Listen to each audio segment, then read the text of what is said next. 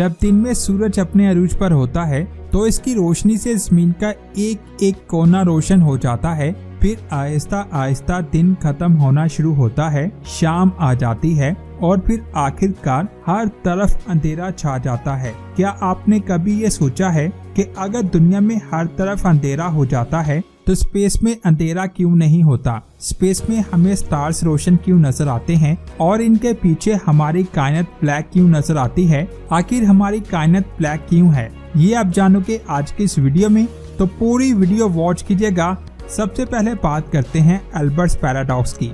ये बात तो आप सब जानते हैं कि जमीन को अपने एक्सिस पर घूमने में 24 घंटे लगते हैं। असल में जमीन अपने एक्सिस के गिर्द घूम रही होती है, लेकिन जमीन से देखने पर ऐसा महसूस होता है कि सूरज हमारी जमीन के गिर्द घूम रहा है। जब सूरज जमीन की दूसरी साइड पर चला जाता है तब हम सूरज को नहीं देख पाते। उसके बाद हमारी जमीन पर रात हो जाती है और हम रात के आसमान में बहुत से छोटे छोटे स्टार्स और गैलेक्सीज को देख पाते हैं। इन चीजों को हम दिन की रोशनी में नहीं देख सकते, लेकिन तब भी ये मौजूद होती हैं। कुछ टाइम के लिए इमेजिन करें कि हमारी कायनात लामहदूद हद तक फैली हुई है, जिसमें खरबों की तादाद में स्टार्स और गैलेक्सीज मौजूद हैं। हमारी अपनी गैलेक्सी में 400 अरब स्टार्स मौजूद हैं। 17वीं सेंचुरी में एक साइंसदान ने रात के आसमान को देखते हुए कहा था कि हमारी कायनात लामहदूद नहीं हो सकती। उसके बाद एक और साइंसदान विलियम हर्शल ने यही बात की और इस पर एक थ्योरी भी पेश की,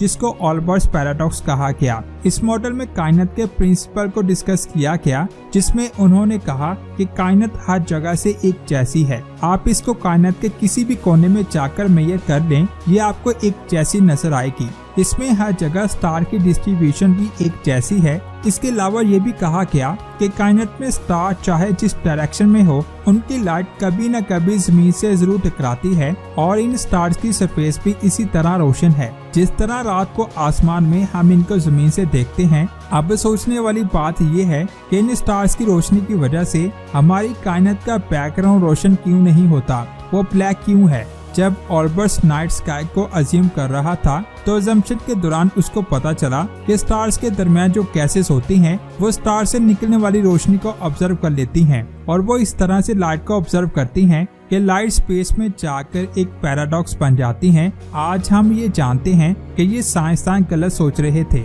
जब स्टार से लाइट गैसेस में जाती हैं तो उस लाइट की वजह से गैस गर्म हो जाती है, जिसकी वजह से गैस शाइन करना शुरू कर देती है और जिन स्टार्स की रोशनी को हम देखते हैं वो यही शाइन है। माजी में आने वाले बहुत से साइंसदानों ने कहा कि हमारी मिल्की वे गैलेक्सी कायनात में किसी आइसलैंड की तरह है, इसीलिए इस आइसलैंड के बाहर भी कायनात है जो दूर दूर तक फैली हुई है। ये अजम्पशन 20वीं सदी में की गई। इस अजम्पशन ने पिछली सारी अजम्पशन को गलत कर दिया। साइंसदानों ने यह भी कहा कि जिन चीजों की रोशनी बहुत कम है वो स्टार्स नहीं है, बल्कि वो गैलेक्सीज हैं जो हमसे बहुत ज्यादा दूर हैं, जिनमें अरबों की तादाद में स्टार्स मौजूद हैं। जितनी भी गैलेक्सीज हमारी मिल्की वे गैलेक्सी से बाहर हैं, वो कोई भी खाली नहीं है, बल्कि उनमें खरबों की तादाद में स्टार्स पाए जाते हैं और कायनात में स्टार्स की डिस्ट्रीब्यूशन एक जैसी नहीं है। जब भी हम रात के वक्त जमीन से आसमान को देखते हैं तो हम स्टार्स की सरफेस को देख रहे होते हैं।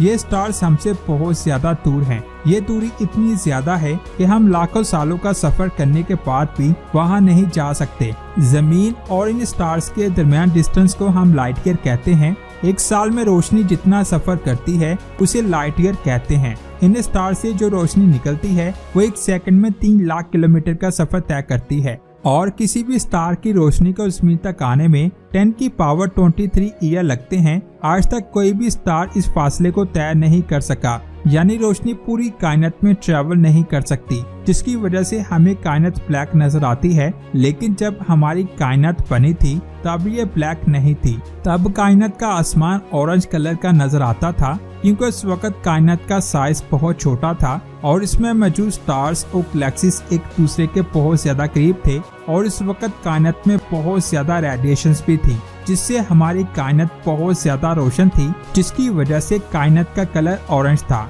लेकिन जैसे जैसे कायनात फैली, बहुत से रेडिएशंस के पार्टिकल्स खत्म होके स्टार्स और गैलेक्सीज एक दूसरे से दूर जाती चली गई और कायनात में रोशनी कम होती गई, जिसकी वजह से हमारी कायनात का कलर भी चेंज होता गया। एक वक्त ऐसा आया जब कायनात के फैलाव की वजह से स्टार्स और गैलेक्सीज एक दूसरे से इतनी दूर चली गयी कि उनसे निकलने वाली लाइट कायनात के बैकग्राउंड को रोशन नहीं कर पाई, जिससे हमारी कायनात का कलर चेंज हो गया, जिससे हमारी कायनात का कलर ब्लैक हो गया। लेकिन रात को आसमान में जो स्टार्स हमें नजर आते हैं, इनकी रोशनी को हम तक पहुंचने में अरबों साल लगे हैं। यानी आज जिन स्टार्स को हम देख रहे हैं वो अरबों साल पुराने हैं। हो सकता है कि वो स्टार्स हकीकत में खत्म हो गए हों, लेकिन उनकी रोशनी को आज हम देख रहे हैं। लेकिन जब आप इन स्टार्स के पीछे का बैकग्राउंड देखेंगे तो हमें ब्लैक दिखाई देगा। नीचे कमेंट्स करके जरूर बताएं कि क्या आपको इसके बारे में पहले पता था, और ये भी बताएं